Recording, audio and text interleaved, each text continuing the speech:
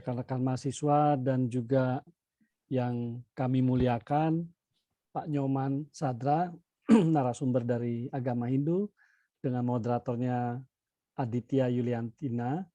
Lalu juga selamat pagi Pak Budi Wijaya, narasumber untuk agama Konghucu, dengan moderatornya Saudari Anita Widyasari Nyoto. Lalu juga selamat pagi untuk Yang Mulia Biksu Lobsang Gyatso. Selamat pagi Bante. Dengan Pagi. moderatornya Saudari Christine Angelika. Ya, saya kira kita senang ya, walaupun di dalam situasi pandemi, bahkan menguntungkan ternyata Bante yang dari Malang, lalu Pak Nyoman Sadra yang dari Bali, juga Pak Budi yang dari Surabaya, walaupun beberapa tahun yang lalu saya sering malah mendengarnya beliau di Jakarta ya, karena menjadi pengurus agama Konghucu di sana. Kita bisa berkumpul bersama-sama di acara Zoom ini saat ini. Sebelum kita akan mulai nanti bagi breakout room ya bersama-sama, saya persilakan Pak Abi yang mau memberikan semacam layanan dari perpustakaan. Kita bisa mendengar bersama-sama untuk layanan itu. Dan saya harapkan nanti setelah kita berbagi ruangan itu untuk berjumpa langsung dengan para narasumber. Saya kira ini acara yang sangat penting. Mahasiswa bisa mendapatkan sumber agama tersebut dari langsung penganut agamanya ya. Jadi kita bisa langsung bertanya pada narasumber, dan rekan-rekan kalau banyak sekali informasi yang mungkin kita masih tidak tahu, tidak pahami atau membingungkan, menurut saya jangan segan-segan ya, setiap mahasiswa bisa menggunakan kesempatan ini bertanya. Ya, kita berusaha memahami ya, jadi benar-benar memahami apa yang sebenarnya mungkin itu yang menjadi kendala kita. Biasanya dulu masalah kalau yang Kristen Katolik itu selalu ini percaya 3 Tuhan kah atau seperti apa ya. Lalu mungkin yang soal Hindu dan Buddha ya sama juga ya. Banyak yang mungkin mahasiswa yang ingin bertanya soal konsep ketuhanan, berbagai adat ritualnya dan sebagainya ya. Apa maknanya ya. Juga Konghucu ya, saya kira mengesankan Pak Budi dan Bu Lani ya, termasuk saya kira pengantin pertama yang beragama Konghucu yang waktu itu ditolak oleh pengadilan karena Konghucu pada masa Orde Baru tidak diakui sebagai agama. Tapi kita bisa melihat sosok Gus Dur, seorang Islam, seorang Muslim yang mampu memberikan semacam perasaan keadilannya ya lintas agama, dan hal-hal seperti ini yang kita rasa sangat bagus bisa ditumbuhkan juga ke mahasiswa. Demikian, silakan Pak Abi boleh membagi layanannya sebelum kita nanti masuk ke breakout room. Ya, terima kasih banyak Pak Johan. Selamat pagi teman-teman, Bapak Ibu. Mohon izin saya sedikit mempresentasikan tentang perpustakaan Universitas Ciputra Surabaya. Nah, teman-teman, sekarang kita sangat kalau saya boleh bilang ini kesempatan yang langka ya, kita bisa bersama-sama hadir di mata kuliah umum ini, kita bisa bertemu langsung, nanti kita bisa menggali lebih dalam tentang topik agama yang akan dibawakan oleh narasumber yang sudah ditentukan. Nah, teman-teman, selain saya memperkenalkan perpustakaan UC, saya nanti juga akan memperkenalkan beberapa koleksi yang berkaitan dengan topik kita pada pagi hari ini. Saya mohon izin share screen. Nah, teman-teman, kita nanti akan sama-sama melihat ya, perpustakaan UC ini selama pandemi kita juga tetap melayani kebutuhan teman-teman sekalian. Jadi kita sudah terakreditasi A, dan teman-teman silahkan juga memfollow sosial media kami. Kami ada beberapa sosial media yang bisa teman-teman follow, dari Instagram bisa, Facebook, TikTok, podcast di Spotify, dan juga di YouTube channel kami. Nah, kami juga siap melayani teman-teman mulai tanggal 21 besok, sudah mulai blended learning ya, sudah mulai pertemuan tatap muka, kami siap menyambut teman-teman. Silahkan berkunjung ke tempat kami, ada tempat diskusi, ada tempat membaca pribadi, dan juga online katalog mandiri untuk mencari buku buat teman-teman sekalian. Nah, jangan lupa ketika masuk ke library menggunakan QR code. Jadi menggunakan QR code dari aplikasi UC Student teman-teman, dari kartu ID digital nanti di-scan di gate-nya, nanti baru bisa masuk ke perpustakaan teman-teman ya.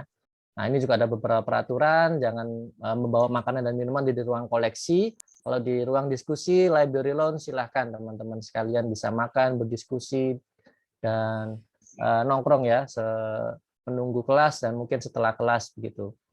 Nah, ini juga teman-teman wajib memakai masker ketika di perpustakaan, menjaga jarak aman minimal. Kami buka setiap Senin sampai Jumat teman-teman setengah 8 sampai setengah 5 sore. Untuk hari Sabtu, Minggu, dan hari besar itu kita tutup sementara ini. Ya, oke. Ini ada beberapa koleksi yang berkaitan dengan topik agama yang akan dibahas pada pagi hari ini, tentang agama Hindu dan Buddha.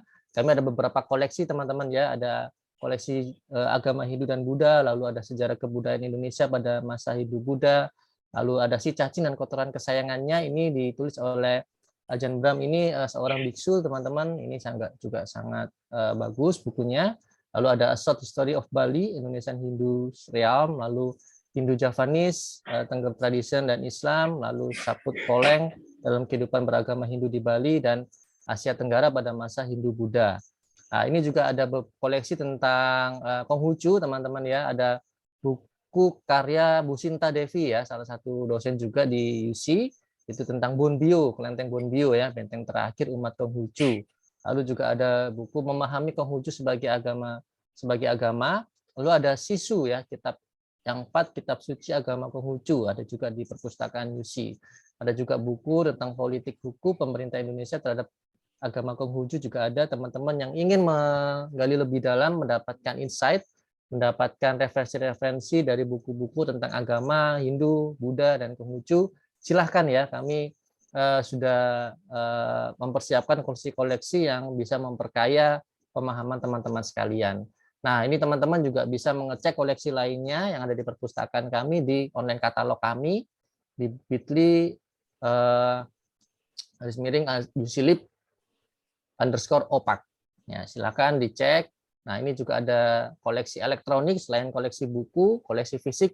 Kami juga ada koleksi elektronik e-resource yang bisa teman-teman manfaatkan. Ada beberapa judul. Nah, ini juga ada Emerald teman-teman ya, yang tidak kami langgankan khusus buat teman-teman sekalian. Ini e-journal dan e-book yang bisa teman-teman pakai dimanapun teman-teman berada. Ini kalau pengen tahu caranya bisa men-scan QR code yang ada di layar teman-teman sekalian. Nah, ini ada beberapa layanan yang kami sediakan buat teman-teman sekalian. Selama pandemi, mungkin teman-teman ada yang belum bisa ke kampus. Nah, ini juga bisa memanfaatkan layanan kami ya. Kami ada layanan book delivery service. Jadi teman-teman bisa meminjam lewat aplikasi JIS. Lalu teman-teman bisa memesan, nanti akan dikirim ke teman-teman untuk area Jawa dan Bali. Nanti bisa melalui ekspedisi di luar Jawa, untuk di Surabaya, Malang, dan Surabaya, Sidoarjo, Gresik ya, itu bisa menggunakan ojol. Nanti akan kita kirim bukunya sampai ke rumah teman-teman sekalian. Bisa perpanjang mandiri juga, dan sekarang juga bisa membayar denda secara digital.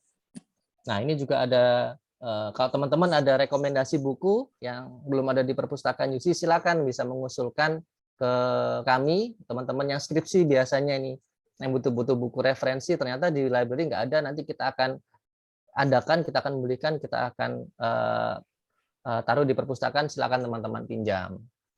Nah, ini juga ada reference service ya teman-teman. Ini buat teman-teman yang membutuhkan literatur, sumber literatur untuk tugas akhir begitu, jurnal atau e-book dan sebagainya, teman-teman silakan saja langsung menghubungi kami ya, langsung men-scan QR code, nanti kami akan berikan aksesnya, kita akan berikan filenya untuk teman-teman pakai untuk referensi teman-teman di tugas akhir maupun penelitian teman-teman.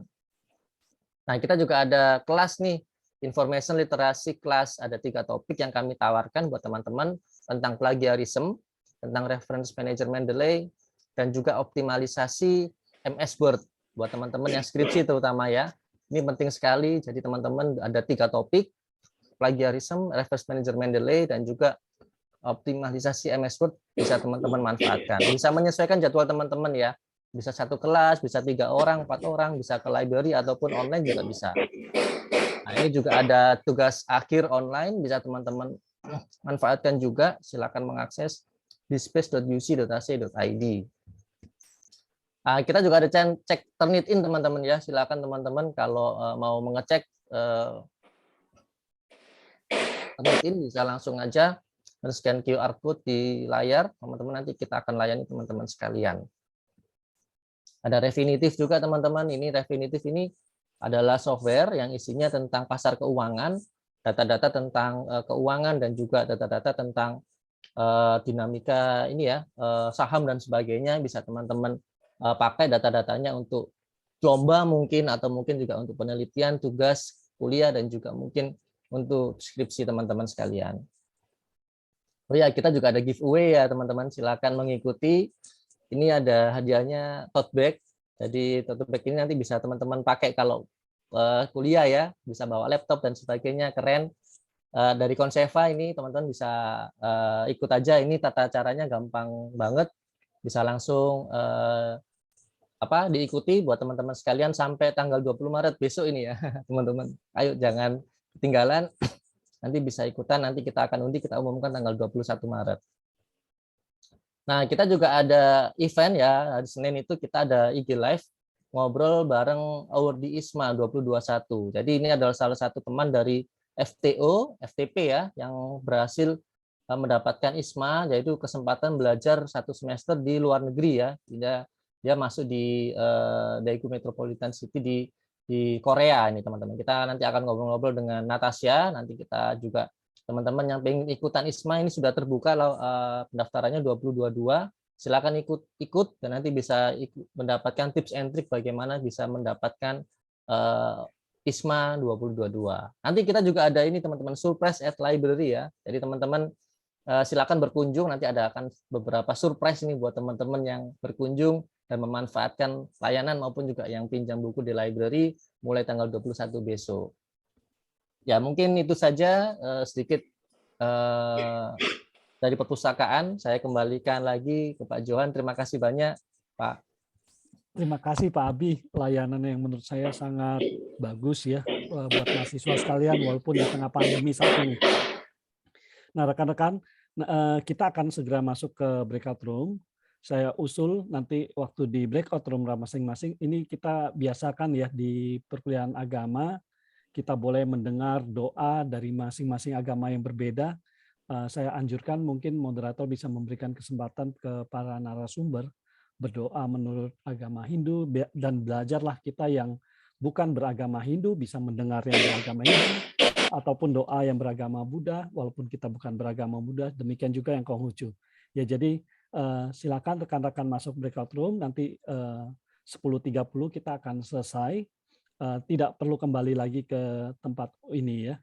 Jadi kita nanti langsung berpisah saja. Terima kasih rekan-rekan. Selamat belajar bersama-sama dengan narasumber kita. Silakan memilih, Pak Daru udah buat ya breakout room-nya. Rekan-rekan bisa langsung masuk. Kalau ada kesulitan bisa minta bantuan host untuk memasukkan ke breakout room.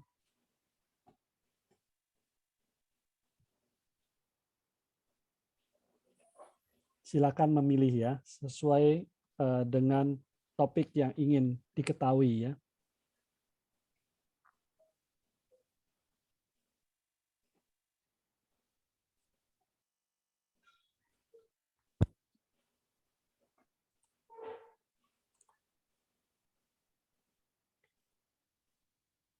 Untuk narasumber bisa dibantu Pak Daru.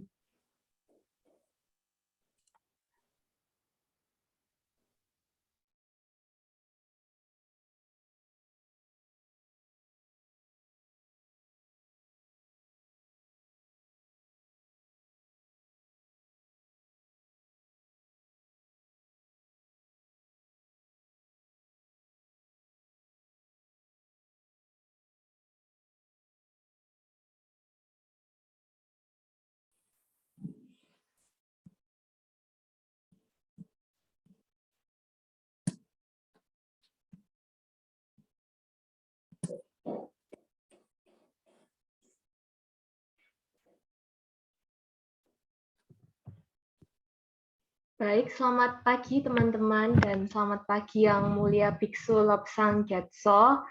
Untuk mendukung acara Jumpa Agama kali ini, teman-teman juga boleh dipersilahkan menyalakan kamera dan aktif bertanya agar dapat mendapatkan insight dari Biksu Lobsang Gyatso. Nah, sebelum kita memulai acara Jumpa Agama Buddha kali ini, Biksu Lobsang Gyatso dipersilahkan untuk berdoa terlebih dahulu. Silahkan Biksu. Terima kasih, Christine, moderator. Selamat pagi dan salam bahagia, salam sejahtera. Assalamualaikum bagi yang Muslim. Salam kebajikan yang Konghucu. Om Swastiastu yang Hindu. Shalom, Kristen.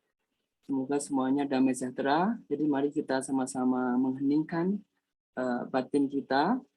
Kita memohon kepada Tuhan Yang Maha Esa agar acara ini diberkahi sehingga kita semua maju dalam kebaikan, kebajikan, dan kebijaksanaan serta mempunyai kualitas-kualitas yang diajarkan oleh agama kita. Saya akan mimpin doa ini. Saya beranjali dan mohon izin saya menggunakan bahasa Tibet ya. Om Sangye Chodang Sogi Chonam La Janju Badu Dani Kap Suci Dogi Chonyin Dogi Chose Gi Beso Nam Gi Dola Benji Sangye Du Barso Sangye Chodang Sogi Chonam La Janju Badu Dani Kap Suci Dogi Chose Gi Beso Nam Gi Dola Benji Sangye Du Barso Sangye Chodang Jogi Chonam La Janju Batu Dani Japsu Lagi Chose Gi Beso Namgi Dola Benje Sangye Du Parso. Saya berlindung kepada Buddha, Dharma, dan Sangha hingga mencapai kemuliaan yang lengkap sempurna demi menolong semua makhluk dengan mempraktikkan dana paramita dan paramita lainnya. Semoga semua makhluk berbahagia. Sadu, sadu, sadu.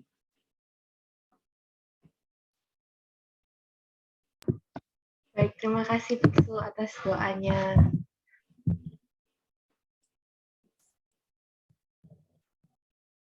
Suara saya terdengar? Dengar jelas Biksu. Syukur. Oh, Biksu panggilannya Bante Aden ya teman-teman. Benar ya Biksu? Oke. Iya. Oke, jadi saya panggil Bante Aden ya. Iya. Jadi langsung saja kita mulai pertanyaan hari ini. Teman-teman boleh meninggalkan pertanyaan di chat. Jika ingin bertanya nanti akan saya bacakan di akhir. Nah, langsung saja Biksu. Sekarang saya mau bertanya nih. Sebenarnya siapa sih Sang Buddha itu kalau dalam agama Buddha? Sang Buddha biasanya itu untuk di Indonesia ya sebutannya Sang Buddha karena kata sang itu kata yang menunjuk atau kata penghormatan. Tapi biasanya kalau di luar negeri dia sebutnya Buddha atau The Buddha. Buddha pakai the biasanya kan. Jadi kenapa begitu? Itu merupakan gelar. Jadi biasanya gelar seseorang yang sudah mencapai tingkatan kemahatauan, kesucian, dan bersih dari segala, kalau dalam agama itu kita kenal dosa atau kekotoran batin, itu beliau sudah bersih dari itu semua. Jadi beliau memiliki kualitas-kualitas yang batin maupun fisiknya itu tiada bandingnya, biasanya begitu disebutnya. Ini tidak ada bandingannya. Jadi meskipun pada mulanya beliau itu adalah di dalam zaman kita saat ini, itu adalah seorang pangeran yang seperti kita manusia biasa. Namun setelah beliau melatih diri, beliau menemukan ilmu atau ajaran-ajaran, atau disebutnya dalam bahasa Pali itu Dhamma, atau bahasa Sanskerta itu Dharma. Jadi Sang Buddha berarti juga menunjuk pada penemu dhamma, penemu ajaran. Dhamma itu sebenarnya sudah ada, ajaran itu sudah ada yang universal itu sudah ada, tapi orang nggak menyadarinya ajaran itu. Nah, Buddha lah yang pertama kali mengungkap itu. Nah, Sang Buddha itu makanya disebut sebagai pendiri agama Buddha atau pelopor agama Buddha, karena beliau yang pertama kali. Nah, Buddha itu tingkat kesucian, artinya siapapun mereka yang melatih diri seperti yang diajarkan Sang Buddha, mereka juga mencapai tingkatan yang sama. Jadi tidak di bawah ya, bisa sama persis seperti Buddha yang sekarang disebut sebagai Buddha Gautama, yang dulunya adalah Pangeran Siddhartha ya. Beliau punya ayah ibu, ayahnya Raja Suddhodana, ibunya Ratu Mahamaya, itu punya kerajaan di Kapilawastu. Beliau adalah seorang pangeran dulunya.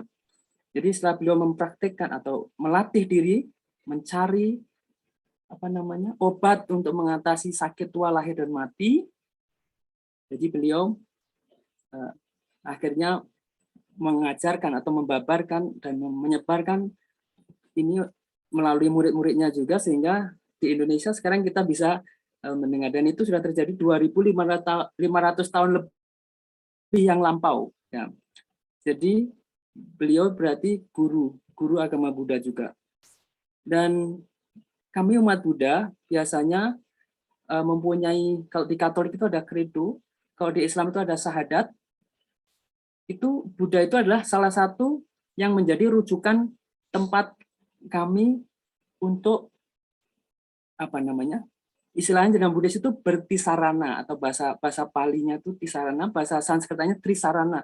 Intinya menyatakan untuk mengikuti atau berlindung ke dalam Buddha sebagai guru, Dharma, apa yang ditemukan, apa yang diajarkan, dan Sangha adalah para siswa-siswa yang mempraktikkan ajaran beliau.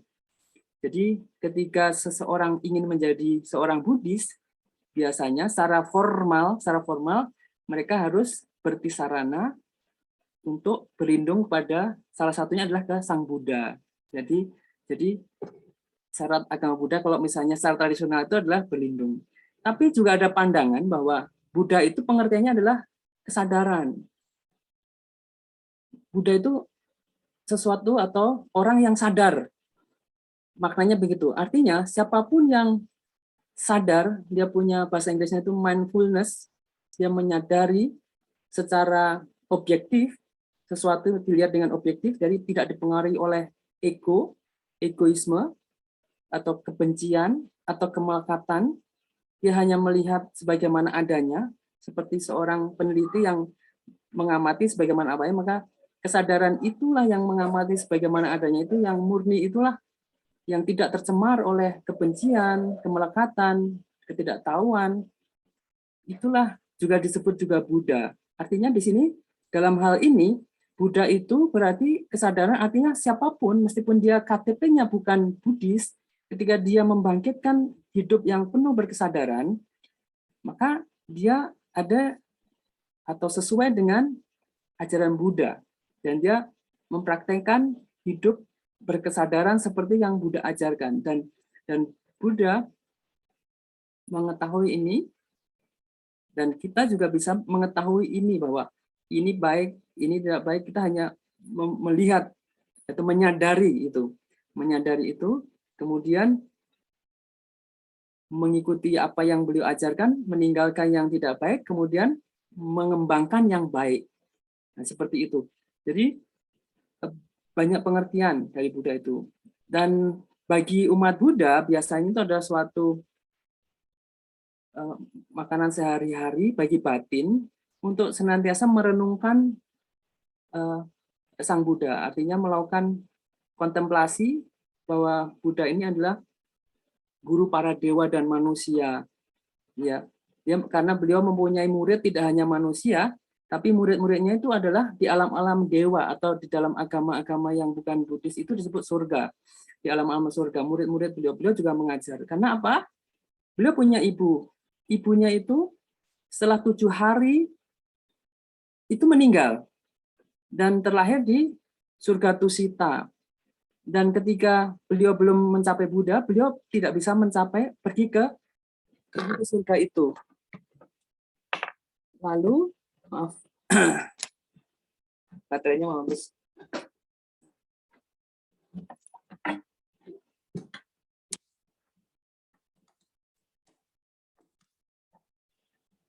Nah, saya ulangi ya. Jadi beliau guru para dewa. Jadi selain mengajar kepada manusia, beliau juga mengajar ibunya yang setelah 7 hari itu meninggal, terlahir di surga Tusita namanya. Di surga Tusita itulah ibunya meninggal, melahir kembali. Kemudian Sang Buddha setelah bertapa melatih diri, beliau mencapai tingkatan kebudayaan itu, maka beliau bisa ke surga Tawatimsa, surga yang beda dengan tempat ibunya, tapi ibunya bisa meluncur ke sana dan beliau mengajar di sana tentang Abhidharma atau hal-hal yang berkaitan dengan metafisika. Dengan begitu, Buddha ini, apakah manusia? Susah mengatakannya. Ketika sudah mencapai Buddha itu, Buddha sendiri tidak bilang apakah dia manusia, apakah dia dewa, apakah dia Tuhan. Beliau tidak menyebutkan itu semua. Beliau menyebut dirinya sendiri itu sebagai Tathagata, begitu aja. Tathagata itu adalah istilah untuk menyebut seseorang yang sudah keluar dari lingkaran lahir mati. Dan setelah keluar dari itu, beliau kembali lagi ke lingkaran lahir mati yang dalam bahasa Sanskerta itu samsara. Itu kembali lagi kemudian mengajar. Mengajar apa? Ya, kebenaran universal yang bisa untuk dibuktikan. Silahkan, Buddha mempersilahkan untuk membuktikan bagi masing-masing pendengarnya itu tentang ajaran ini. Beliau boleh didebat, boleh diperdebatkan, boleh diteliti, boleh diselidiki untuk pengembangan cinta kasih, welas asih, kemudian juga ikut joy atau mudita cita serta keseimbangan batin. Jadi dalam rangka itulah kita menyelidiki ajaran Buddha itu supaya kita semakin berwelas asih, penuh cinta kasih, dan juga selalu rejoice atau senang dengan kebahagiaan orang lain dan selalu seimbang menghadapi situasi yang naik turun, senang, susah, dipuji, dicela. Jadi apakah kita nanti dikatakan akan masuk surga, kita tetap tenang. Apakah dikatakan masuk neraka, kita tetap tenang. Apakah surga ada, kita tetap tenang. Apakah surga enggak ada, kita tetap tenang. Yang penting selalu mempraktikkan metta atau cinta kasih, karuna, welas asih, dan mudita serta keseimbangan. Itulah yang Buddha ajarkan. Jadi tidak tergantung pada doktrin atau dogma, tapi oleh pengalaman langsung supaya kita bebas dari penderitaan. Jadi tujuan Buddha meninggalkan istana menjadi seorang Buddha itu adalah untuk membebaskan semua makhluk, tidak ada yang dikecualikan, agar dia bebas dari penderitaannya. Apakah penderitaan itu? Ya, namanya lahir, dia akan mengalami namanya proses nanti tua. Tua itu menderita. Lahir pun juga menderita kan. Bayi-bayi pasti nangis biasanya lahir. Kemudian akan mengalami sakit. Kemudian juga pada akhirnya akan mati kita semua. Dan Buddha memikirkan kita semua ini bagaimana proses ini bisa dihadapi dengan damai, yaitu dengan cara membabarkan dhamma, ajaran beliau, dan membuat komunitas sangha, komunitas para anggota sangha yang beranggotakan baik biksu yang pakai jubah dan mereka tidak menikah, maupun orang-orang umat awam yang menikah, tapi mereka juga mempraktikkan dhamma sesuai dengan tingkatan sebagai seorang perumah tangga atau yang berkeluarga. Ya, atau nggak menikah juga, tapi tidak menjadi biksu. Artinya tidak digundul, tidak pakai jubah seperti biksu. Dia hanya tidak menikah, tapi dia mempraktikkan ajaran Buddha supaya nanti ketika dia mati, dia akan mati dengan damai dan tenang, dan bisa melanjutkan cita-citanya ke alam-alam lebih baik, hingga akhirnya sama seperti Buddha mencapai tingkatan kesucian Buddha. Itulah yang Buddha ajarkan, disebut sebagai Dhamma, dan Buddha itu adalah guru, dan Sangha itu adalah komunitas orang-orang yang mempraktikkan Dhamma dan mencapai realisasi. Kalau yang sudah mencapai, artinya apa yang dipelajari supaya kita kuliah itu ya, kita nggak hanya pinter teori, tapi kita juga memahami secara jelas dan benar dan secara spontan, nggak usah banyak baca lagi, itu bisa ngerti. Nah, seperti itulah Buddha ini dipelajari, dipraktekkan, kemudian direalisasi. Ya, kurang lebih itu ya, Christine. Kalau ada kurangnya, mau nanti ditanyakan lagi. Ya, Biksu, cukup jelas, Biksu. Yang kedua ini saya cukup penasaran ya, Biksu. Kan kalau di Kristen kan ada hukum tabur tuai di agama saya. Nah, saya penasarannya itu di Buddha itu kalau nggak salah ada hukum karma ya, Biksu ya. Ya. Sebenarnya gimana sih Biksu karma itu bekerja? Baik. Sekarang kita sudah masuk ke Dhamma, ajaran Sang Buddha. Seperti yang tadi saya sudah sampaikan bahwa Dhamma itu sebenarnya Buddha ada nggak ada, dia tuh ada. Cuma Buddha itu penemunya. Belum menemukan seperti hukum gravitasi, hukum Newton dan sebagainya itu sebenarnya ada kan ya, apel jatuh, tapi orang nggak memperhatikan itu, Hanya siapa? Newton lah akhirnya yang menemukan itu dan membuat hukumnya itu. Nah, Sang Buddha sama seperti para ilmuwan itu, di alam semesta ini sebenarnya ada bahasa Palinya itu niyama. Niyama itu aturan-aturan universal. Siapapun yang ada di dalam samsara ini, di dalam samsara itu artinya di alam lahir mati alam lain, dia akan tunduk pada itu. Siapapun dia. Dan niyama itu biasanya ada 5 ya, aturan-aturan alam semesta itu. Yang salah satunya adalah disebut kama niyama. Kama niyama yang ditanyakan Kristen itu, yaitu hukum alam semesta yang mengatur tentang perbuatan.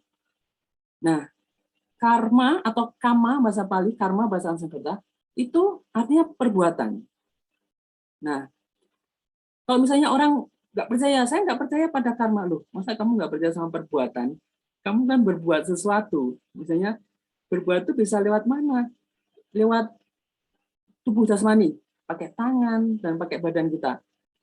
Kemudian bisa lewat ucapan dengan kata-kata kita, pakai lidah kita, dan juga lewat batin. Kita kadang-kadang kan bisa cemburu, suka sama orang, benci gitu kan, muncul di batin tanpa ininya nggak nampak di luarnya, tapi di dalam itu sebenarnya nggak senang gitu. Nah, itu semuanya perbuatan, itu artinya karma. Ketika itu dilontarkan oleh batin, dilontarkan oleh pelakunya, maka ibarat pukulan petinju, dia akan memukul seberat 10 kilo misalnya, pukulannya seberat 10 kilo, jebret gitu. Maka sejak itulah dia menanam benih. Itulah benih yang ditanam itu adalah kekuatan 10 kilogram pukulan. Kalau itu melakukan perbuatan dengan tangan. Kalau itu ditambah makian, sudah mukul, tambah yang di Surabaya itu kata-katanya terkenal pincuk-pincuk itu, kemudian ditambah hatinya, tambah dendam membara, jadi powerfulnya lebih kuat lagi. Tanaman itu benihnya itu lebih powerful lagi. Nah, ketika yang menerima pukulan itu makin suci orangnya, maka dia makin subur. Artinya dia akan cepat panennya dan dia akan memperoleh penuaian atau pemanenan itu dan akan sangat berkali-kali lipat semakin suci yang diserang itu. Di semesta alam itu begitu hukumnya. Makanya ketika kita melakukan suatu perbuatan itu biasanya ditentukan oleh pertama cetana dalam agama Buddha itu. Cetana itu artinya niatnya. Itu yang paling dinilai. Misalnya mama kita kadang-kadang marah-marahin kita. Main game aja, ayo belajar, nanti kuliahmu nggak beres. Ya, kebanyakan main game, sekarang kan banyak yang main game. Jadi mama nggak suka, bukan karena benci, karena sayang. Nah, meskipun kata-kata yang keras, sebenarnya sayang supaya kita nggak habis-habisin waktu dengan main game. Terus kalau waktunya habis, nanti kita molor kuliahnya, pelajaran keteteran, nilai kita jelek. Mama ikut sedih juga, kalian sedih. Jadi makanya dengan cinta kasihnya, mama marahin kita. Beda. Jadi niatnya adalah karena sayang kepada kita, bukan karena benci kepada kita. Nah itu poin artinya bagus, meskipun fisiknya kata-katanya mungkin pedas, sakit, tapi karena dilandasi oleh tanah yang baik, dia lebih poinnya di batinnya. Tapi ada orang yang dia pakai sorban, pakai baju-baju agamis, tapi kelakuannya penuh kebencian, maki-maki. Itu hatinya penuh kebencian. Jadi mesti luarnya berbau-bau agama, tapi hatinya penuh kebencian, penuh kebodohan. Itu dia akan nilainya lebih rendah daripada orang yang hatinya baik tapi mulutnya ataunya jelek. Tapi paling ideal adalah ketika benih itu adalah luar dalam baik. Jadi di hatinya baik, ucapannya baik, perbuatannya baik. Itu perfect. Terus kemudian dipersembahkan atau dilakukan perbuatan itu kepada orang-orang yang mempunyai kualitas tingkatan-tingkatan yang baik. Artinya tanahnya itu adalah yang subur. Dimulai dari siapa? Itu biasanya kalau di ajaran Buddha, itu mama papa kita. Mama papa kita itu ladang yang sangat subur untuk kita menanam kebaikan kepada beliau. Semakin kita bakti kepada beliau, semakin kita mempunyai rasa hormat, kemudian patuh kepada beliau, maka hidup kita akan lancar. Gitu. Juga para guru-guru agama, para praktisi-praktisi suci, para pertapa-pertapa yang kadang-kadang di India itu kan macam-macam ya, bentuk fisiknya luar, tapi hatinya itu penuh cinta kasih. Dia selalu mendoakan kita semua. Jadi kalau kita baik sama mereka, meskipun hanya kecil aja berbuat baiknya itu pahalanya sangat besar. Beda kalau kita berbuat baik kepada para kriminal. Kalau mereka disokong, mereka akan menjadi lahan yang tandus bagi perbuatan kita. Kita bahkan mau nolong malah dipentung, kalau orang Jawa bilang. Nulung malah dipentung. Ya karena yang ditolong kriminal, bukan orang yang mempunyai hati yang mulia atau baik. Jadi nggak ngerti balas budi. Jadi akhirnya buah yang dipanen atau yang dituai adalah yang tidak seperti yang diharapkan. Karena hukum karma memang itu ada aturan-aturan, ya seperti menanam. Biasanya Buddha memberi perumpamaan seperti pada zaman dulu kan kebanyakan masyarakat Indonesia, masyarakat India itu agraris. Jadi lebih gampang dicontohkan dengan perbuatan itu sebagai benih yang dilakukan lewat tubuh, ucapan, batin. Kemudian sasaran itu adalah lahannya. Kemudian cara kita memberikan dengan hormat atau dengan main lempar aja, atau itu juga mempengaruhi pahalanya juga. Jadi hukum karma ini sangat complicated ya, rumit, sangat rumit. Jadi dia tidak bisa satu momen, tapi dia banyak terlibat oleh faktor-faktor lain. Kadang-kadang orang protes, katanya hukum karma ada, tapi kok saya suka ngasih kok tetap aja miskin. Katanya kalau kita berdana atau amal soleh itu kolektor dan sebagainya bikin kaya, katanya di Buddha itu. Tapi ternyata saya miskin. Nah, hukum karma itu juga mengatur tentang masa panennya. Seperti tanaman itu ada yang cepat panennya kan, ada yang lama panennya. Seperti pohon jati kan lama panennya pohon jati. Kemudian jagung cuma 3 bulan. Begitu juga hasil perbuatan kita itu panennya itu juga macam-macam. Bisa diterima saat ini juga. Misalnya kalau kalian marah kemudian pukul orang itu balas pukul langsung dia, nggak usah nunggu lama-lama. Tapi ada juga yang kalian mencuri diam-diam, kan orang yang dicuri itu nggak menyadarinya. Akhirnya kalian dari kecurian lagi. Jadi di lain waktu, di lain yang tidak sama hari, jadi nggak langsung. Ada juga yang harus nunggu satu kehidupan barulah dari matang. Jadi di kehidupan yang akan datang baru matang. Ada juga yang 10 kehidupan, ada juga 100 kehidupan baru matang, ada juga begitu. Jadi masing-masing itu kecepatannya adalah dipengaruhi oleh yaitu tadi niatnya kita, kemudian tanahnya itu objek yang dikasihkan atau sasaran yang diperbuatnya itu. Dia akan mempercepat proses itu ya. Salah satunya begitu hukum karma menjelaskan. Dan hukum karma ini dia berlaku bagi semua makhluk, apakah dia binatang, manusia, setan, dewa, itu sama dia nggak pilih kasih. Seperti orang kalau pegang listrik, orang yang percaya hukum karma pegang listrik kesetrum, yang ada arusnya itu dia akan kesetrum. Orang yang nggak percaya ya kesetrum juga kalau pegang. Seperti itulah. Jadi nggak harus dipercaya. Artinya hanya orang Buddha yang akan menerima hukum karma.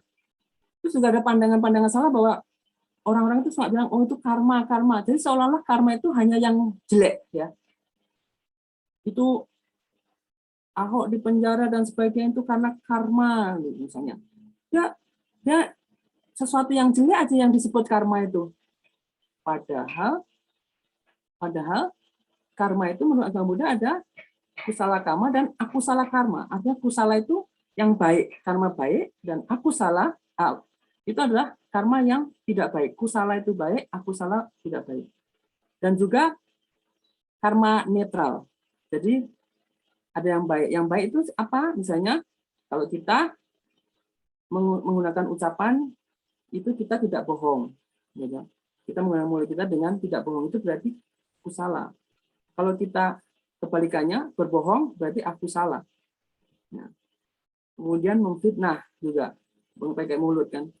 Itu juga memecah belah, mengadu domba. Diadu domba agama-agama ini sama-sama agama diadu domba. Jadi akhirnya mereka ikut itu memecah belah. Itu perbuatan yang baik. Yang baik ya merukunkan. Yang keluarganya mau cerai dirukunkan, dibaikin lagi supaya mereka rukun balik. Jadi nggak dipecah belah. Ya seperti itu ya. Kemudian kata-kata yang keras, yaitu tadi seperti yang membuat melukai hati kita, melukai hati orang-orang yang kita dengan kata-kata keras itu. Ada juga perbuatan baik yang dilakukan oleh badan. Misalnya apa? Mencuri itu tidak baik. Kalau tidak mencuri, yaitu memberi, berarti baik. Kemudian ada lagi apa namanya? Berzina, ya. Berzina itu juga tidak baik. Yang baik itu adalah dia setia pada pasangannya, gitu. Tidak melakukan hubungan seksual yang bukan pasangannya misalnya. Jadi seperti itu yang dilakukan oleh badan. Juga membunuh, ya membunuh itu juga tidak baik. Yang dilakukan oleh badan juga kan membunuh. Ada juga yang oleh batin. Yang oleh batin ini adalah misalnya kita yaitu tadi benci, ya. Kita membenci seseorang kan itu tidak batin itu dia. Yang baiknya adalah sayang kepada, mencintai, kita kasih. Kemudian apa namanya kebodohan, ketidaktahuan. Jadi kita gelap gitu, gelap nggak bisa membedakan. Seperti orang kena hipnotis, tahu kan? Biasanya nonton di film-film yang ada hipnotis itu, dia seolah-olah melihat api, padahal tukang hipnotisnya bilang api, kamu lihat api, dia lihat api. Nah, itu orang bodoh. Dia nggak bisa melihat realita. Nah, ketika batin itu kena ilusi atau delusi semacam itu, dia nggak bisa lihat realita. Akhirnya hidupnya sengsara. Oleh karena itu, ini juga tidak baik kalau kita sering delusi. Artinya kita ngelamun atau sesuatu yang tidak sesuai dengan kenyataan. Ya. Ada juga karena kebencian, juga keserakahan juga, itu batin juga. Itu tidak baik juga. Jadi kalau kita serakah, mau ini, mau itu, batinnya itu nggak puas, selalu nggak puas, itu juga akan membuat karma lewat batin. Itu semua kan menjadi benih-benih sesuai dengan hukum karma, yaitu apa?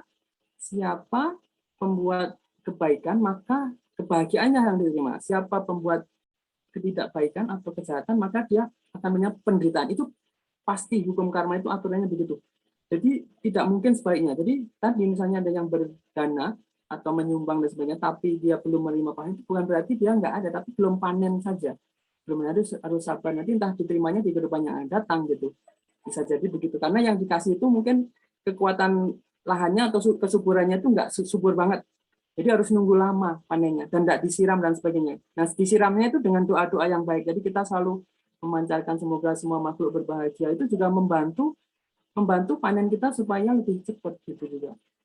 Ya kurang lebih itu ya hukum karma itu prinsipnya dia pasti, dia juga kita tidak akan menerima akibat yang tidak kita berbuat. Jadi hanya yang berbuat itu yang menerima akibat.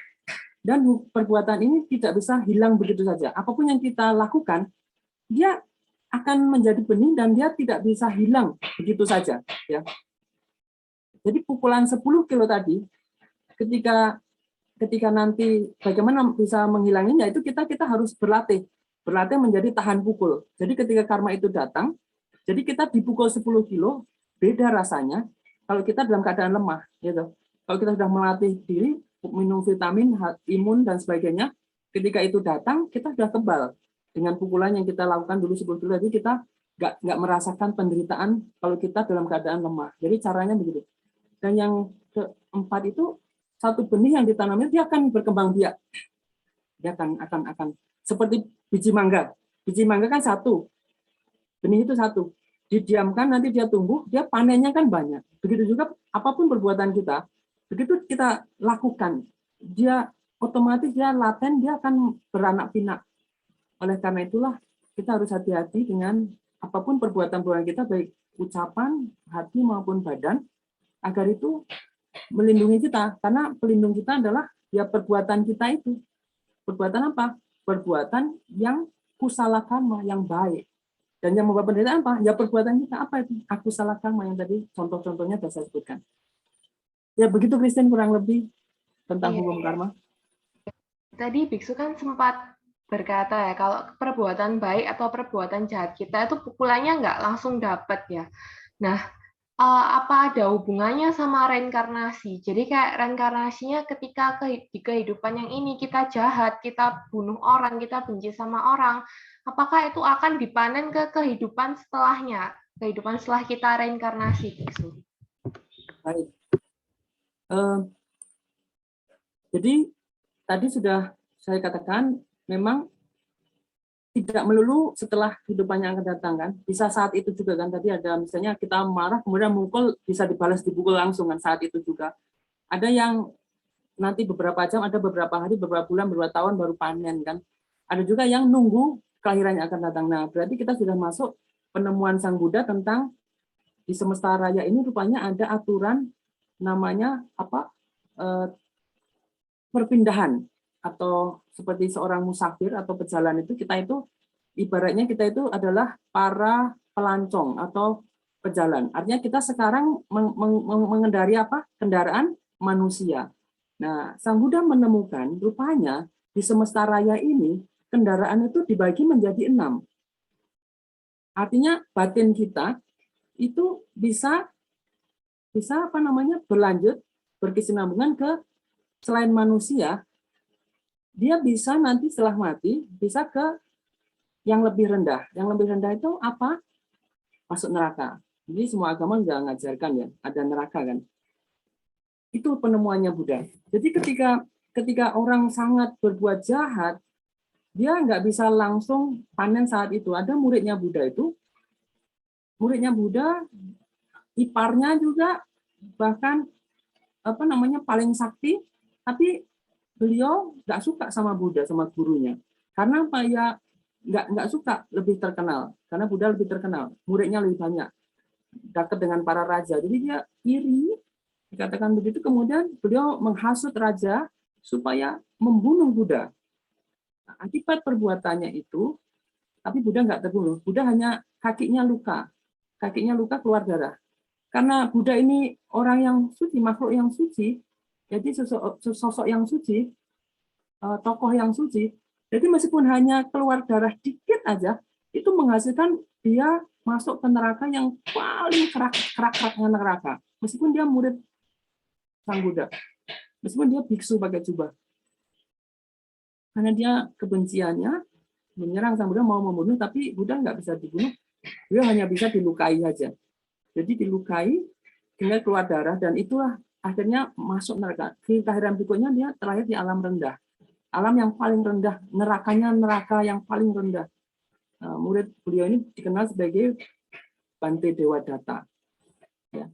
Jadi di Buddhis itu tidak jaminan kalau sudah Bante atau biksu itu juga pasti masuk surga atau pasti damai sejahtera, belum tentu. Dia harus melatih batinnya tadi, yaitu perbuatan-perbuatan tubuh, ucapan-ucapannya harus diselaraskan. Meskipun dia dekat hidup di zamannya Buddha, dia kalau nggak sesuai dengan ajaran semesta ini, ya dia ikut aturan semesta. Karena hukum semesta, kalau melukai Buddha sampai keluar darah, dia masuk neraka. Maka contoh konkret yang ditulis oleh kitab suci itu ya Bante Dewadatta ini masuk neraka, sampai sekarang masih di neraka dan tinggal di sana. Itu beliau gitu. Ada juga yang terlahir di alam setan. Jadi dikatakan itu ibunya muridnya Buddha masuk neraka di alam setan, bukan neraka, ulangi. Alam Petra. Alam Petra itu alam setan. Jadi setelah jadi manusia itu bukan lahir jadi manusia lagi, tapi malah ke neraka, ke setan, karena perbuatannya yang tidak sesuai dengan hukum karma tadi. Juga ada juga yang terlahir di alam binatang, ya, di alam binatang. Ada juga yang terlahir juga di alam manusia lagi, jadi tetap mempertahankan prestasinya. Jadi kalau kalian ranking 1, jadi bertahan ranking 1. Jadi sekarang dapat tubuh manusia, bagaimana supaya minimal tetap jadi manusia lagi, itu yang tidak mudah dipertahankan, juga harus dijaga. Jadi setelah mati ini bagaimana supaya tetap manusia. Nah, ini Sang Buddha mengajarkan juga. Kemudian kalau misalnya baik, sangat baik, dia bisa masuk ke alam dewa atau surga. Ya. Tapi kalau misalnya dia melatih ilmu-ilmu kesaktian, kemudian dia menjadi orang yang nggak suka sama orang yang baik, maka dia bisa masuk di alam setengah dewa. Jadi dia sakti, tapi dia sangat dirinya besar. Nggak suka orang lain senang. Jadi biasanya orang-orang yang belajar ilmu tuh, yang mengilmu-ilmu, kemudian dia nggak suka sama orang yang baik, dia mati di alam setengah dewa. Jadi dia bisa seperti itu. Itulah 6 alam, tempat-tempat kendaraan-kendaraan kita yang akan melanjutkan arus kesadaran kita ini, yang nanti ditentukan oleh siapa? Ya Tuhan, perbuatan kita sendiri, bukan dihukum oleh Tuhan, tapi oleh perbuatan kita yang menentukan kendaraan apa nanti selanjutnya setelah kita mati, gitu. Mengerti ya? Itulah proses namanya limbah lahir.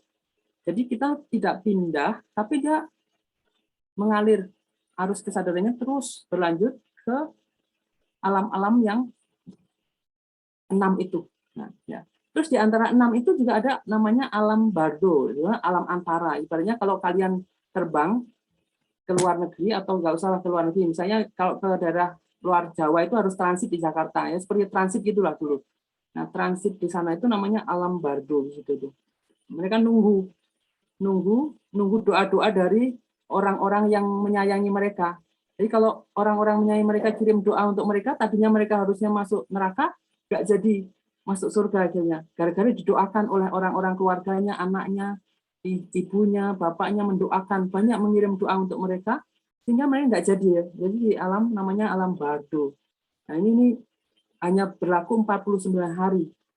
Ya, ketika seseorang itu meninggal, dia di alam itu hanya paling lama adalah 49 hari dikatakan begitu, dan itu itulah momen yang ditunggu-tunggu doa-doa dari keluarganya untuk mengirim doa supaya tempat yang terbaik atau lanjutan yang terbaik tadi, entah alam manusia, alam setengah dewa, atau alam dewa. Itulah yang diharapkan bagi mereka. Nah, ini semua adalah alam masih samsarik atau bersifat menderita. Karena ketika terlahir di 6 alam ini, namanya lahir, itu pasti ada proses, ada penuaan dan seterusnya seperti tadi saya jelaskan, dan pada akhirnya akan mati. Begitu juga para penghuni neraka, kalau di keyakinan Buddha, itu tidak di surga terus. Di neraka juga tidak di neraka terus. Seperti tadi Bante Dewadatta, beliau dikatakan masuk neraka kan, saking jahatnya melukai Buddha, membunuh sebenarnya, mau niatnya membunuh tapi hanya berhasil melukai, itu beliau masuk di neraka paling dalam. Tapi ketika mau ditelan bumi itu, beliau menyatakan kembali untuk berlindung pada Buddha, Dharma, dan Sangha. Nah, kemudian Buddha melihat sebab dari perbuatannya ketika dia mau ditelan di neraka itu, maka kelak Dewadatta ini, muridnya ini, nanti akan menjadi Paceka Buddha. Artinya ketika hukumannya selesai, dia akan menjadi Paceka Buddha. Paceka Buddha itu adalah istilah untuk menyebutkan adalah Buddha, tapi dia bisa menemukan hukum-hukum itu, tapi beliau nggak bisa ngajarin bahwa ini loh mereknya adalah Buddha, ajaran Buddha. Jadi Paceka Buddha itu ada Buddha yang dia nggak bisa ngajarkan seperti Buddha Gotama ini. Dia hanya tahu untuk dirinya sendiri. Ilmu-ilmu yang tentang karma, tentang reinkarnasi itu hanya tahu untuk dirinya, dia nggak bisa ngajarkan sejelas yang Buddha, sehingga orang muridnya itu nggak bisa mencapai tingkatan seperti Buddha Gotama. Nangkep ya? Nah, seperti itulah penjelasannya tentang reinkarnasi atau timbal lahir biasanya. Biksu. Lanjut ke pertanyaan berikutnya ya, Biksu. Ya. Sebenarnya apa sih yang membuat seseorang ini kok pingin dan bersedia menjadi biksu? Karena kita tahu kalau biksu itu fokusnya di dalam vihara ya, Biksu ya? Ya. Ya kan tidak melakukan urusan-urusan duniawi.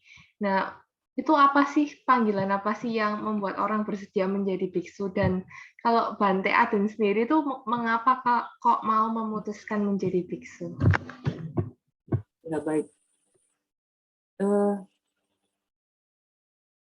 Menjadi biksu itu pilihan ya. Jadi tidak ada kewajiban. Jadi setelah Sang Buddha memberi ajaran tentang hukum karma, timbal lahir, tentang alam-alam tadi, yang macam-macam tadi, itu bagi orang-orang tertentu seperti saya kebetulan ketika melihat itu, saya melihat, wah ternyata kalau saya masuk surga pun ujung-ujungnya saya nanti mati lagi. Jadi setelah mati pasti akan menderita lagi. Jadi menderitanya nggak selesai-selesai. Saya melihatnya gitu. Nah terus gimana cara selesainya supaya nggak lahir mati terus? Kok nggak, kan kita yang adanya sudah menderita gini, harus menghadapi permasalahan sehari-hari, juga faktor-faktor biologis, betul lagi emosional, itu bikin kita menderita. Jadi kalau saya berkali-kali terus macam-macam kayak gitu kan, perasaan ini kan akan mengalami penderitaan itu. Jadi kalau misalnya ini bisa diakhiri, saya mau gitu kan. Kalau misalnya itu bisa diakhiri, gimana? Makanya Buddha itu memberi solusi. Kan tadi kan di awal dikisahkan bahwa Buddha itu keluar meninggalkan keluarganya itu untuk mencari obat supaya bisa keluar dari lingkaran lahir sakit mati itu. Jadi untuk itu makanya salah satu syaratnya itu harus namanya punya sifat batinnya itu harus nekama, bahasa palingnya itu, atau bahasa kita itu adalah menolak kesenangan indrawi atau kesenangan di dalam samsara itu. Ya. Jadi kalau kita bisa punya batin yang menolak itu, seperti harta, tahta, wanita, jadi nggak dipengaruhi oleh itu, jadi niatnya adalah menolak itu di dalam batinnya itu, maka kita nggak akan punya masalah dengan harta, tahta, dan wanita gitu. Kalau misalnya itu laki-laki, kalau perempuan ya pria kan. Jadi dengan melihat hidup gini aja sudah banyak susahnya, paling kalau misalnya berumah tangga, pasti akan lebih banyak masalah lagi, susah lagi.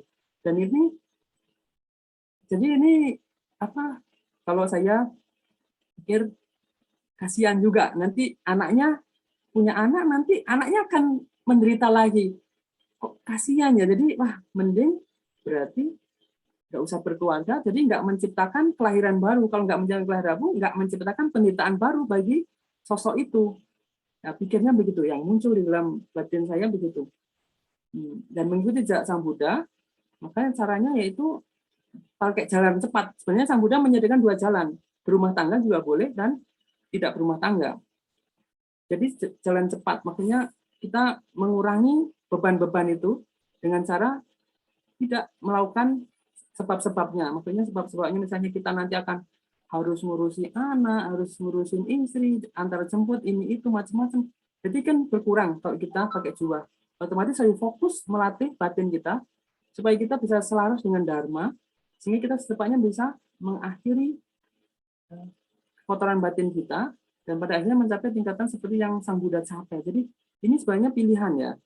bukan panggilan, dia pilihan. Dan Buddha membabarkan kenyataan semacam ini loh. Nah, tergantung kamu mau menjalani seperti itu terus menerus atau kamu akan mengakhiri gitu. Itu pilihan di tanganmu sendiri. Buddha hanya menunjukkan jalan. Nah, kemudian setelah kamu masuk, itu juga tergantung praktek latihanmu sendiri. Kalau kamu masuk tapi hanya makan, minum, tidur, dan waktumu untuk game dan sebagainya, ya nggak akan berkembang. Meskipun pakai jubah, meskipun waktunya banyak, tapi karena waktunya dimanfaat salah. Bukan untuk fokus untuk melatih batin. Batinnya supaya lebih cinta kasih, batinnya supaya lebih lihat orang yang menderita lebih cepat punya sensi untuk cepat menolong, membantu. Nggak dilatih seperti itu.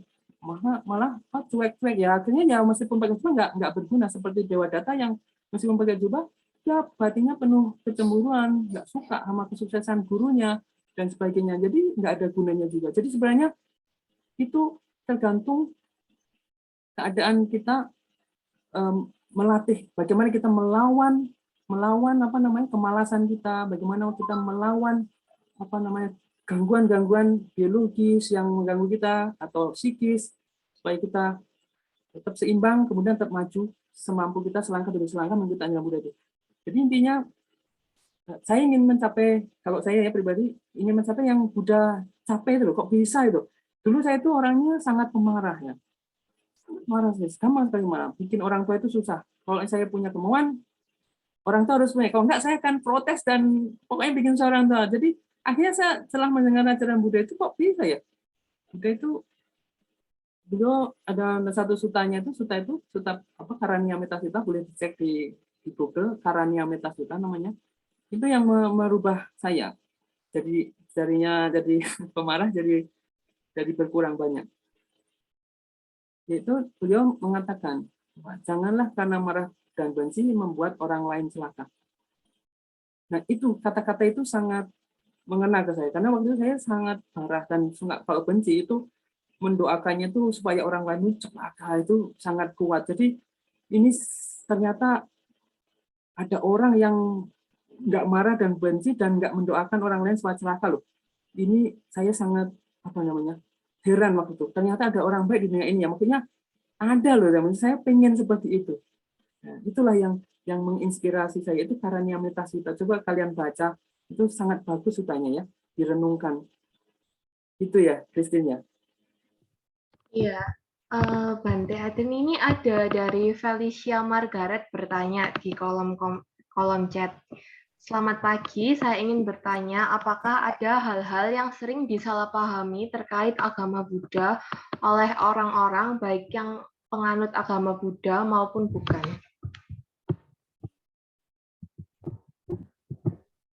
Iya, itu ya. Oke. Pertanyaannya bagus ya. Bagus banget. Kebetulan saya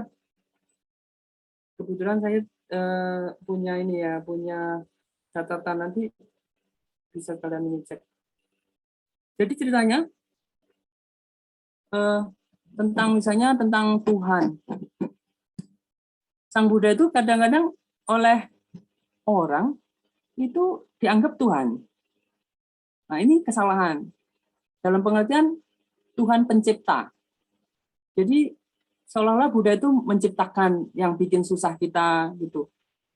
Nah, ini tidak betul pandangan semuanya. Jadi ketika kita berdoa menghadap ke Buddha, kita tidak menganggap beliau itu Tuhan. Ya. Beliau itu adalah guru. Beliau itu adalah dokter yang mengobati penyakit parah kita yang sudah sangat kronis ya, karena sudah banyak kelahiran itu kita mengulang-ulang hal yang sama sehingga kita susah disembuhkan. Dan ketika ada Buddha itu, harapan untuk sembuh itu sangat besar gitu, karena ada contoh konkret yang beliau juga sama seperti kita, dulunya juga parah, tapi beliau bisa sembuh dari satu penyakit. Jadi beda kalau misalnya kita datang ke Buddha kemudian kita minta dalam pengertian kepada Buddha itu seperti kita memohon kepada Tuhan, itu bukan seperti itu. Ya, itu biasanya yang kurang dipahami. Tadi di awal tadi ada Buddha, Dharma, dan Sangha, itu adalah konsepnya adalah itu adalah tempat kita untuk mengikuti jejak tiga itu. Mengikuti jejak Buddha, mengikuti jejak Dharma, kemudian mengikuti jejak Sangha. Jadi apa yang diresepkan di Dharma itu kita praktekkan, kemudian dan kita lakukan yang menjadi pelindung bagi diri kita sendiri karena kita minum obatnya. Kalau kita hanya baca ilmu-ilmunya tadi sudah tahu ya hukum-hukum semestanya ternyata gini, tapi kita hanya nonton aja ya kita ya nggak dapat apa, maksudnya nggak dapat realisasi itu keluar dari masalah yang kita hadapi. Nah itu kadang-kadang orang senang debat tentang agama terus lupa mempraktekkan. Ketika ditinggal mati orang yang dicintai, stres setengah mati. Padahal ya, ajaran Buddha itu sudah jelas-jelas mengatakan sabbe sangkara anicca. Sabbe sangkara anicca itu bahasa Pali. Segala yang terkondisi, ya, terkondisi itu artinya punya sebab-sebabnya. Suatu produk itu pasti tidak permanen, dia akan hancur, dia mati nanti. Ini kan simpel sebenarnya. Kayak Newton tuh apel jatuh kan sesuatu yang simpel, hukum gravitasi, tapi orang nggak menjadi. Statement ini juga, ilmu ini juga simpel, tapi kalau orang tidak merenungkannya ke dalam hati, dia akhirnya salah. Dan debatin orang, wah itu mati kena karmanya gini-gini, macam-macam itu kan. Dipakai untuk belajar karma itu untuk apa? Menghakimi orang lain. Ya, kalau bahas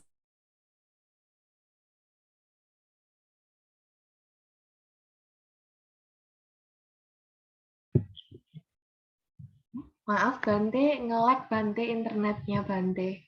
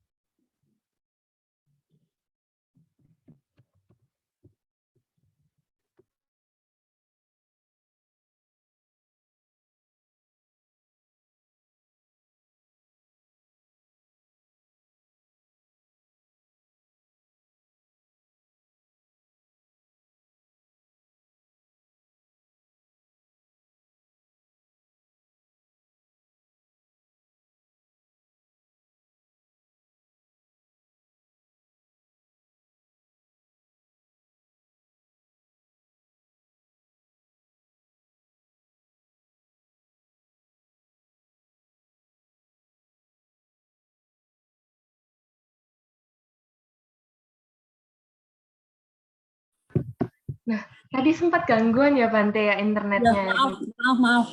Iya, maaf. Tadi penjelasannya sampai kalau karma itu sering dibuat untuk menghakimi orang lain sampai situ. Iya betul. Iya betul. Jadi malah dia nggak ke arah ke dalam, itu kesalahan juga.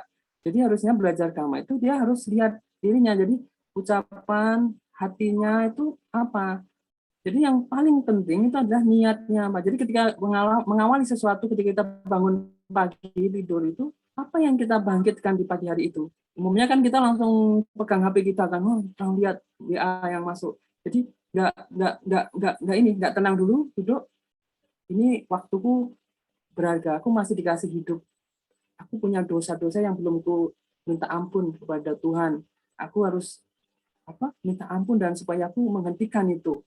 Seperti itu harusnya dibangkitkan. Aku harus menggunakan waktu ini sebaik-baiknya sebelum aku mati. Bukan untuk malah menjudge orang lain yang punya karma buruk. Padahal karma itu tidak hanya isinya yang buruk, ada yang baik juga gitu. Tadi seperti itu. Kesalahan-kesalahan itu semacam itu. Ya itu antara lain ya. Mungkin cukup ya, nanti kalau disebut panjang banyak. Ya, ini ada pertanyaan lagi Bante dari Daniel Tadeus. Selamat pagi, saya ingin bertanya, setelah mendengarkan penjelasan tadi, sebenarnya apakah Buddhisme merupakan sebuah ajaran filsafat yang bisa dipahami dan dijalankan semua orang terlepas agamanya, atau Buddhisme merupakan agama tunggal yang hanya bisa dipahami tanpa perlu mempelajari ajaran agama lain. Ya. Jadi Buddhisme itu bisa dua-duanya gitu. Kenapa bisa begitu? Karena di Indonesia jelas negara kita memasukkan Buddhisme sebagai agama kan, sebagai 6 agama yang diakui atau agama resmi pemerintah. Jadi Buddhisme adalah salah satu agama, jadi diakui di negara ini dan sesuai aturan di negara ini. Jadi itu adalah kriterianya agama sudah lolos, jadi masuk diterima gitu. Jadi Buddhisme ada agama. Itu kalau melihat dari aspek hukumnya yang berlaku di negara ini ya. Kemudian secara filsafat itu memang ada aliran-aliran di dalam Buddhisme itu. Seperti yang kita tahu bahwa Buddhisme itu mengajarkan tentang kebebasan berpikir. Artinya bukan bebas-bebasnya, bukan. Artinya kita boleh memeriksa apapun yang Buddha ajarkan itu untuk kita apa namanya skeptis. Maksudnya tunggu dulu. Kamu ngomong gitu oke. Seperti yang saya sampaikan tadi. Buddha mempunyai penemuan-penemuan itu oke, tunggu dulu. Tapi aku mau membuktikan dulu nih, mau menyelidiki. Nah, itu boleh. Di Buddha boleh. Nggak percaya satu ayat yang misalnya atau kutipan tuh, bahkan satu sutra tuh ada yang punya begitu. Itu mempersilahkan Sang Buddha itu silahkan menguji ketika kamu berhasil membuktikan bahwa tidak ada yang namanya reinkarnasi, tidak ada alam-alam yang Buddha sebutkan itu, kamu boleh itu nggak meyakin boleh, asalkan kamu bisa membuktikan. Ya, boleh menggunakan teknologi tercanggih yang kamu miliki. Ya. Kamu silahkan buktikan. Kalau misalnya itu memang nggak benar, kamu boleh tolak. Jadi seperti ilmuwan itu. Jadi teori ini kalau misalnya ini bisa gugur, jadi nggak dipakai lagi kalau ini salah. Jadi di Buddhisme itu boleh seperti itu. Jadi nggak harus kita terus patuh hanya terima perintah gitu, nggak. Jadi kita boleh kritisi ajaran yang disampaikan oleh Sang Buddha sendiri, bahkan Sang Buddha sendiri, apalagi saya biasa nggak punya apa-apa, nggak maksudnya punya kualitas yang macam-macam, yang ini hanya teori aja kan. Itu apalagi Buddha aja boleh tidak, apalagi jadi kita umat Buddha itu dipersilahkan. Makanya di umat Buddha itu banyak aliran filsafat. Biasanya yang berkembang itu kita ada 4 yang dikenal ya. Ada 4 itu filsafat apa namanya? Yang paling tinggi adalah Madhyamika. Nah, Madhyamika yang paling tinggi. Jadi ini para penganut ini itu memperdebatkan semua ajaran-ajaran Buddha tadi. Akhirnya mereka punya kesimpulan yang namanya Madhyamika atau jalan tengah ini. Kemudian ada filsafat tentang Citra Madrin. Ya, atau bahasa Inggrisnya itu mind only, itu boleh dicek di internet. Mind only itu bagaimana, itu semua yang disampaikan Sang Buddha itu diperdebatkan sembilan rupa supaya mereka semakin yakin, karena kalau hanya katanya kan kita nggak yakin, tapi kalau kita sudah ngecek dengan mata kepala sendiri, oh ternyata karma itu memang begini, teorinya begini, nanti muncullah namanya Citra Madrin itu. Kemudian ada juga Vairasika, kemudian Sautantika. Jadi itu lebih di bawahnya lagi, level lebih bawah. Jadi filsafatnya itu ada macam-macam. Makanya tidak heran kalau diperhatikan, misalnya saya jubahnya warnanya merah. Ada juga yang warnanya di Thailand itu kan. Ada juga yang ini anak tradisi masing-masing negara aja. Kemudian tentang filsafat ini adalah selalu aspek lain, jalur lain lagi. Jadi masing-masing pengikut Buddha itu bisa menganut salah satu dari 4 pandangan tadi, filsafat tadi, untuk menerima atau memahami ajaran Buddha secara filsafat. Jadi Buddha itu ada filsafatnya, tapi melampaui filsafat yang umum. Karena apa? Buddha juga sesuatu yang mempersiapkan kehidupan yang akan datang. Jadi yang sekarang itu bagi Buddha itu bukan sesuatu yang harus dikejar mati-matian, tapi persiapkanlah kehidupan yang akan datang itu supaya kamu ada jaminan tetap minimal ya bertahan dari manusia lagi. Nah, itu kan berarti kan sudah masuk agama, karena kita kan masuk ke sana kan pakai filsafat yang apa gitu, maksudnya tentang sesuatu yang transenden itu kan. Nah, seperti itu. Jadi dua-duanya masa tapi melampaui itu semua gitu loh maksudnya. Tidak sekedar itu, lebih dari itu. Kalau Buddha itu bisa, makanya dia bisa hidup di negara yang ateis, ajarannya bisa masuk di agama yang teis, yang percaya Tuhan, agnostis, macam-macam itu Buddha bisa masuk di sana karena memang sangat terbuka untuk dikritisi, karena itu berguna. Intinya itu kamu bisa bebas dari penderitaanmu dengan belajar ini. Maka kamu itulah yang Buddha inginkan, karena aku ingin kamu bahagia dengan adanya aku, karena aku sayang kamu, kamu bahagia. Buddha itu seperti itu. Aku hadir di sini ingin membahagiakan kamu. Apapun perbuatanmu padaku, apakah kamu jahat padaku, apakah kamu nggak percaya padaku, aku sayang kamu, aku ingin membahagiakanmu.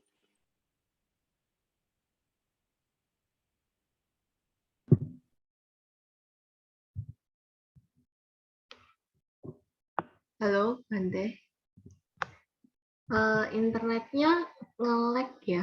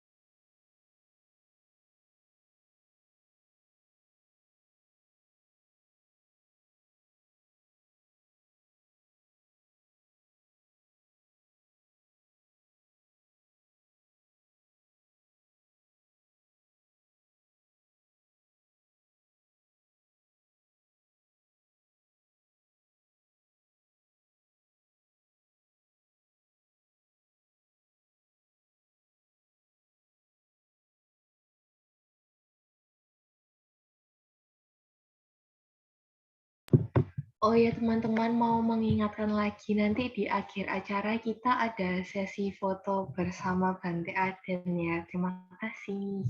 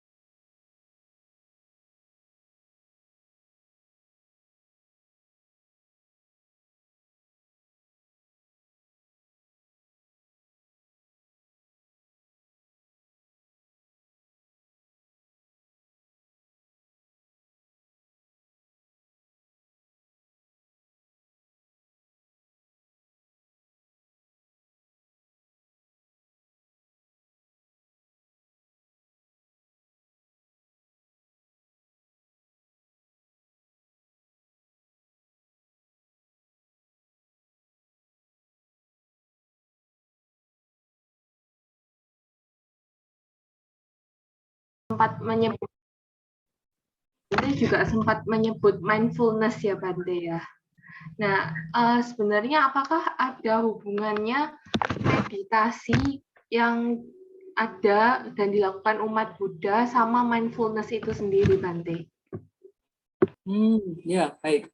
Jadi sekarang kita sudah lebih ke spesialisasi ya, tapi kan tentang yang general-general ajaran Buddha sekarang ini tentang Dhamma, ajaran Sang Buddha. Kalau kita baca mindfulness, berarti itu dia masuk Dhamma. Kemudian di Dhamma itu dia merupakan resep yang diberikan Sang Buddha untuk mengatasi sakit tua lahir mati kita dan sebagainya, penderitaan yang kita alami. Nah,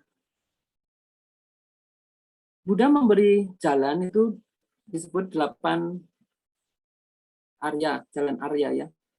Hasta Arya Maga ya, Hasta Arya Atangga Maga.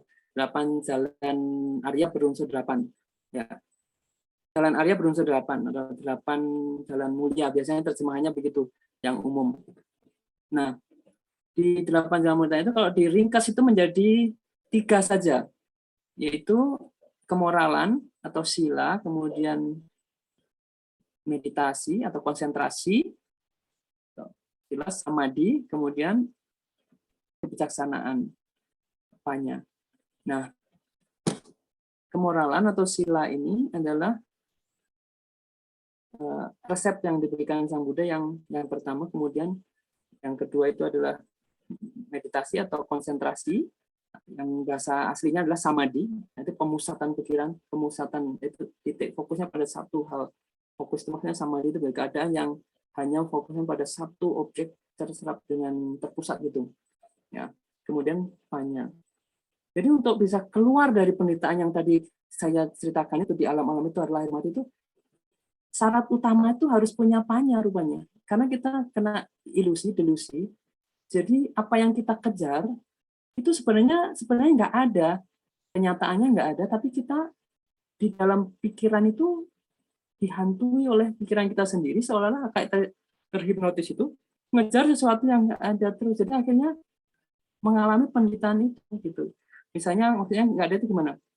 Misalnya kita ingin bahagia dengan cara supaya kita misalnya yang belum menikah pengen menikah kan, pikirannya kan begitu, dengan menikah kan bahagia.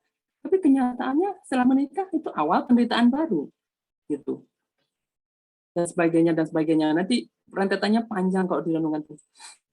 Jadi seperti itu. Jadi apa yang kita pikirkan senantiasa itu nggak tepat. Karena apa? Karena kita mengikuti nafsu, emosi-emosi batin kita, kilesa kita atau bahasa palinya itu, kekotoran batin kita, sehingga tentu saja itu nggak akan memuaskan. Ya, orang yang pamer harta dengan cara begitu dia akan dapat uang, bisa mengeruk, tapi akhirnya pakai cara menipu kan. Orang kena hipnotis semua, akhirnya sekarang dikasuskan indera cancer sebenarnya kasusnya sangat besar. Jadi karena menggunakan cara-cara hipnotis atau ketidaktahuan itu membuat kayak apa, bensin itu kena api gitu. Kita cenderung spontan begitu hal-hal yang delusi, ya kan. Nah, ini bisa dipadamkan kalau kita punya kesadaran yang memahami ini sebagai ilusi gitu. Kalau kita sadar kan, ini aku kena hipnotis nih, kan nggak terhipnotis berarti. Tapi kalau yang terhipnotis itu pasti dia akan dikasih tahu tuh keras kepala karena dia kena pengaruh itu. Tapi kalau dia sadar aku kena hipnotis nih dan aku butuh saran, akan bisa dibebaskan dari pengaruh ilusinya itu. Nah, ini perlu kesadaran yang mengerti itu, yang lebih tinggi lagi gitu loh, ngerti? Panya itu seperti itu. Jadi kesadaran yang melihat sesuatu lebih objektif kepada diri kita sendiri itu. Jadi kita nggak egois gitu, yang kena ilusi tadi. Nah, untuk bisa itu diperlukan syarat. Syaratnya apa? Adalah dia harus punya ketenangan batin. Dia harus nggak panik. Kalau dia panik, dia nggak bisa melihat situasi seperti air yang keruh itu, nggak bisa lihat jernihnya di bawah itu ada apa, ada batunya, ada pakunya, ada belengnya. Kita panik itu seperti itu. Oleh karena itu perlu namanya ketenangan batin. Nah, untuk bisa tenang itu perlu fokus, perlu meditasi. Ini dengan cara meditasi namanya ada 2 macam meditasi itu, samatha bhavana. Itu meditasi untuk ketenangan batin. Supaya kita menghadapi apapun yang terjadi kita tenang dulu supaya kita bisa lihat, supaya kita objektif, bisa melihat kita apa ini kita itu dengan objektif. Pemikiran kita itu salah nggak ini?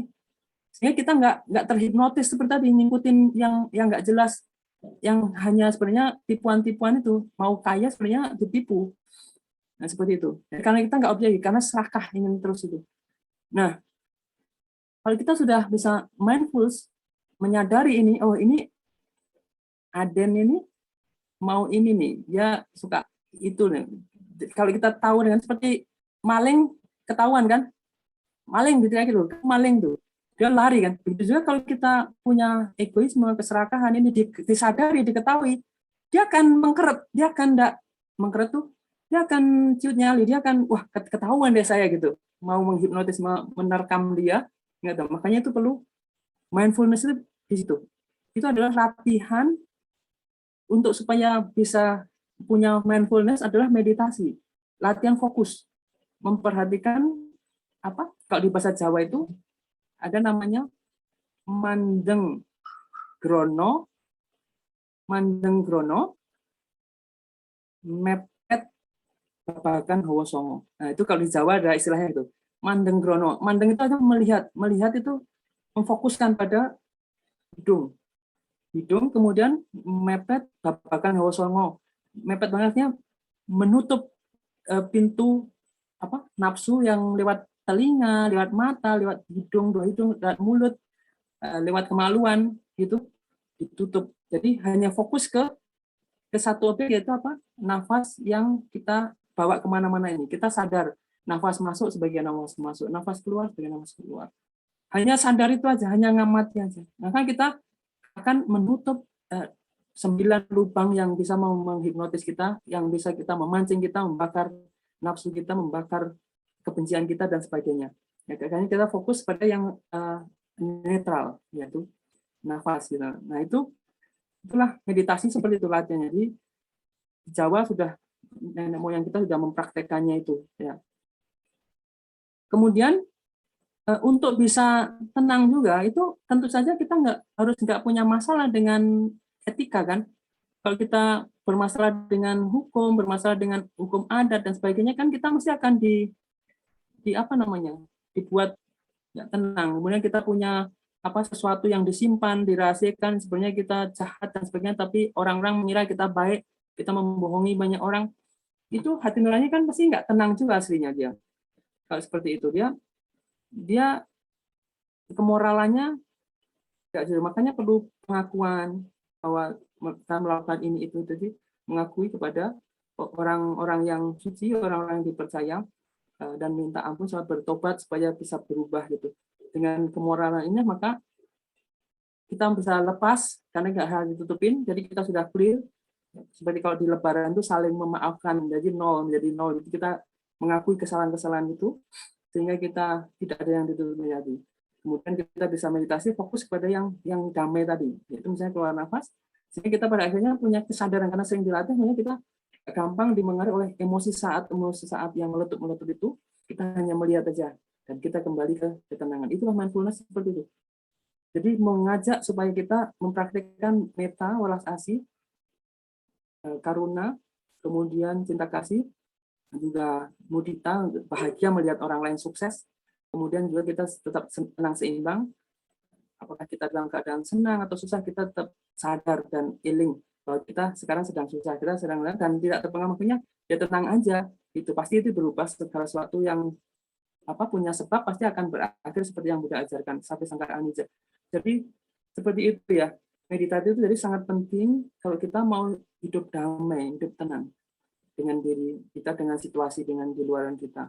Karena kita akan fokus ke sesuatu yang baik gitu, difokuskan kepada yang yaitu dalam ini adalah salah satunya adalah nafas. Banyak metodenya, tapi yang paling simpel dan bisa dibawa kemana-mana, mau di bis, mau di angkot, mau di di antrian panjang, kita bisa latih ini, sadar kalau nafas kita masuk, nafas akan keluar gitu. Nanti kita menyadari itu, kita bisa tenang. Dan dengan begitu kita akan tidak gampang terhipnotis ketika ada sesuatu itu, kesadaran yang lebih tinggi kita bisa tahu, ini lagi karena saya cemburu nih.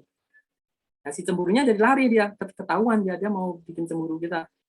makanya pancing supaya kita membangkit cemburunya, tapi ketahuan dia nggak jadi. Nangkep ya? Baik, Kurang lebih Biksu. begitu. Nangkep. Senang sekali bisa berbincang-bincang sama Biksu. Banyak banget insight yang saya dapatkan tentang agama Buddha. Sebenarnya masih banyak yang saya ingin tanyakan ya Biksu, tapi berhubung waktu. Baik. Teman-teman mungkin boleh menyalakan kamera ya. Kita akan foto bareng narasumber kita.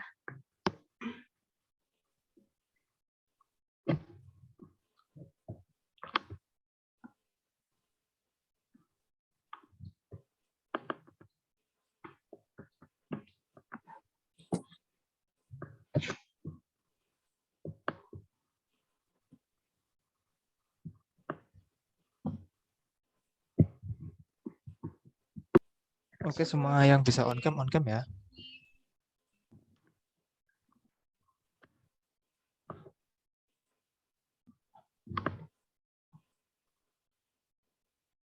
Sudah semua kah?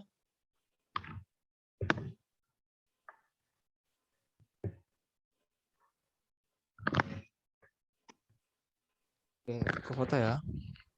1, 2, 3. Terima kasih. Terima kasih teman-teman semua. Terima kasih juga Biksu Lobsang Gyatso untuk kebersamaannya hari ini. Sama-sama, terima kasih Christine. Terima kasih teman-teman juga yang lain.